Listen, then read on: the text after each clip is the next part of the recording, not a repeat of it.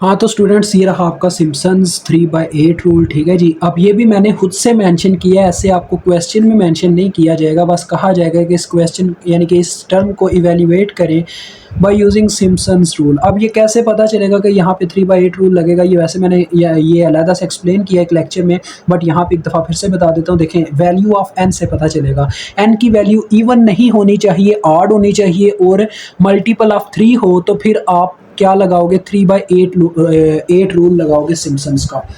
अब यहाँ पे n की वैल्यू देखो 3 है, ठीक है, तो 3 पे मुकम्मल तौर पे डिवाइड होता है। यहाँ पे 6 होता, फिर भी हम यहाँ पे 3/8 रूल ही लगाते, लेकिन वो क्या हो जाता बच्चों, 3/8 के साथ 1/3 भी लगता। उसकी वजह ये होती क्योंकि वो एक इवन नंबर भी होता और एक मल्टीपल ऑफ 3 भी होता, तो वहाँ पे मिक्स रूल लगता है। वो आपको इंशाल्लाह नेक्स्ट वीडियो में समझ में आ जाएगा, क्योंकि नेक्स्ट वीडियो में हमने मिक्स रूल ही करना है। अब यहाँ पे हमारे पास n/3 ये मतलब लगने वाला है। पहले तो हम इसका यानी कि मेजर फार्मूला आपको याद करवाते हैं सबको।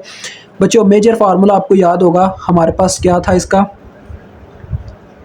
कि हम एक स्टैंडर्ड फॉर्म को इंटीग्रल की कन्वर्ट कर लेते हैं सिम्पसन्स 3/8 रूल लगा के। 3/8 h बाउंड्री पॉइंट्स यानी कि इनिशियल और final point of y plus 3 पहले मैंने आपको बोला था इसमें लिखना है मिडल वैल्यूज़ ऑफ y, यानी कि y की जो इनके बीच में वैल्यूज़ आती हैं वो सारी लिख लेनी है, y1 plus y3 y2 y3 सारी, ठीक है, जितनी भी आती हैं। बस आपने क्या करना बच्चों, मिडल वैल्यूज़ लिखने, यानी कि फर्स्ट और जो इनिशियल और फाइनल है उसको बीच में इंक्लूड नहीं करना। इसी वजह से मैंने yn से देखें एक कदम जो पीछे वाली वैल्यू है वो वाली वैल्यू यहाँ पे प्रेजेंट किया है। उसके बाद 2 आता है और इसके अंदर आपने मल्टीपल ऑफ y की वैल्यूज़ रखनी है, यानी कि जो मल्टीपल ऑफ 3 की वैल्यूज़ रखनी है y की, यानी कि आ जाएगा देखो इन दोनों इनके दरमियान y3 आ सकता है, y6 आएगा, यानी कि जो 3 के मल्टीपल होते हैं ना वो आपने लिखने हैं, y3 y6 y9। जब हम ये क्वेश्चन मुकम्मल तौर पे बच्चों कर लेंगे तो आपको समझ में आ जाएगा, ठीक है। सो ऑन लास्ट वाला पॉइंट बच्चों इसका होगा yn-3, इस तरह का कुछ पॉइंट होगा, ठीक है। यानी इसमें भी आप लास्ट वाला पॉइंट इंक्लूड नहीं करते, बाउंड्री का पॉइंट। अब देखें, मैं आपको सारा समझाता हूँ, कोई मसला नहीं है। पहले हमें बच्चों y की वैल्यूज़ भी चाहिए। देखें, n की अगर मैं वैल्यू यहाँ पे पुट करूँ तो यानी मुझे y0 से लेके y3 तक की वैल्यू चाहिए। y0 से लेके देखो ना, फर्स्ट पॉइंट बन रहा y0, n की वैल्यू पुट करता तो y3 आ जाता, यानी कि y1 y2 y3 ये सारी वैल्यूज़ मुझे चाहिए होंगी इसके अकॉर्डिंग।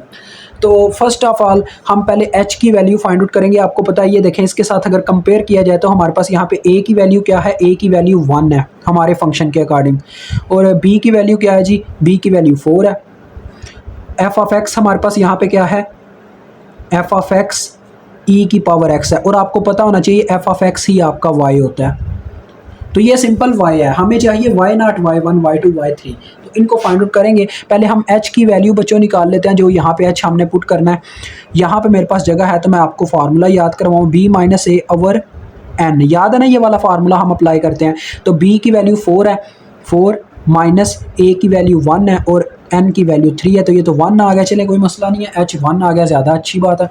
अब आपको याद होना चाहिए बच्चों, मैंने बताया था अगर हमें बच्चों y0 y1 y2 y3 की वैल्यू चाहिए ना, तो x की वैल्यूज़ भी चाहिए। तो x की वैल्यूज़ कैसे निकालते हैं, ये मैंने बताया था ट्रेपेज़ॉइडल के लेक्चर में, कि हमें पहले देखो y0 को निकालने के लिए x0 की वैल्यू चाहिए होगी, ठीक है। तो देखो x0 की वैल्यू हमेशा a के इक्वल होती है, ये मैंने आपको बताया था। a की वैल्यू यहाँ पे क्या है, 1 है, तो ये 1 के इक्वल आ गई, ठीक है।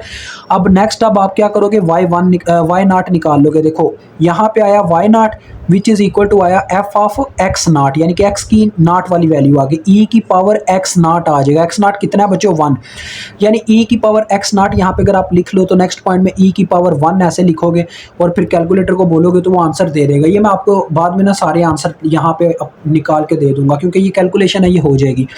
x1 किसके बराबर होता है, ये आपको मेजर फार्मूला एक दफ़ा फिर से यहाँ पे याद करवा दूँ। ये फार्मूला होता है बच्चों बाकी पॉइंट्स निकालने का, xn is equal to xn minus 1 plus h, ये फार्मूला होता है। तो देखो n की वैल्यू पहले हम रखते हैं यहाँ पे अब 1, तो आ गया x1 is equal to next यहाँ पे क्या आ गया 1 माइनस 1, यानी कि x0 प्लस h, यानी कि x0 में अगर h प्लस कर दूंगा तो मुझे x1 की वैल्यू मिल जाएगी। x0 की कितनी वैल्यू है 1, और h की कितनी वैल्यू हमारे पास निकली है 1, यानी कि 1 प्लस 1 2 आ गई। और इस साइड पर अगर आ जाए तो अब y1 आ जाएगा, f ऑफ x1 आ जाएगा, तो e की पावर x1 यानी कि x की जगह बस अब x1 आएगा और x1 की वैल्यू 2 है यानी कि e का स्केयर ऐसे आ जाएगा। अब x2 निकालेंगे जब, तो आपके सामने ही है, जब 2 रखूँगा तो यहाँ पे x1 बन जाएगा, 2 - 1 है यानी x1 + h। तो x1 की वैल्यू 2 है और h की वैल्यू 1 है, तो ये 3 आ गया। और y2 हमारे पास आ गया f(x2) e की पावर x2 यानी कि e की power cube which is equal to. अब देखें मुझे चाहिए बस y की 3 तक की वैल्यूज़, y3 तक की वैल्यूज़, अभी y2 तक हुई हैं, ये लास्ट पॉइंट है x3 जो हमने निकालना है।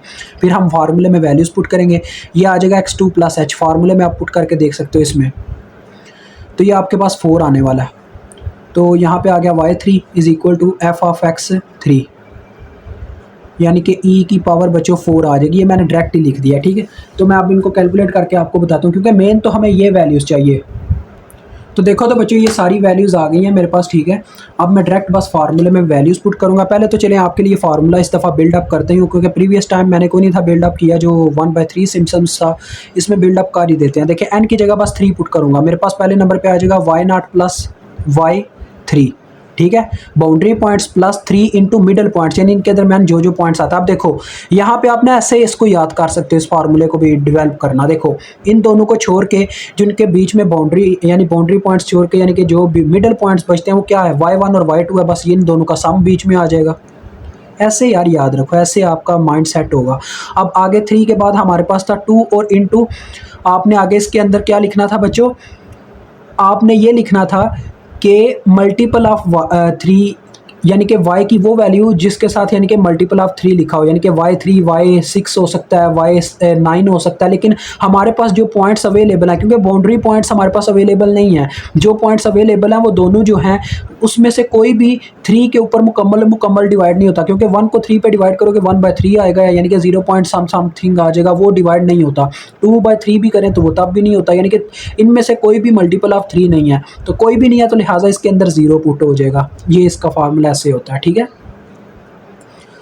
अब नेक्स्ट आप वैल्यूज़ पुट कर दो। देखो h की वैल्यू हमारे पास 1 है, तो ये 3/80 है, बाहर आ गया।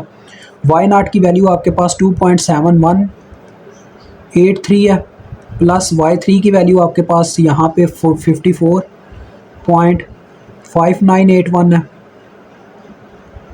उसके बाद +3 इंटू y1 और y2 की वैल्यू यानी कि 7.3890 प्लस 20.0855 ये वैल्यू है। और नेक्स्ट वाला आपको पता वैसे 0 हो चुका है, इसको कैलकुलेट करते हैं और आपको आंसर बताते हैं।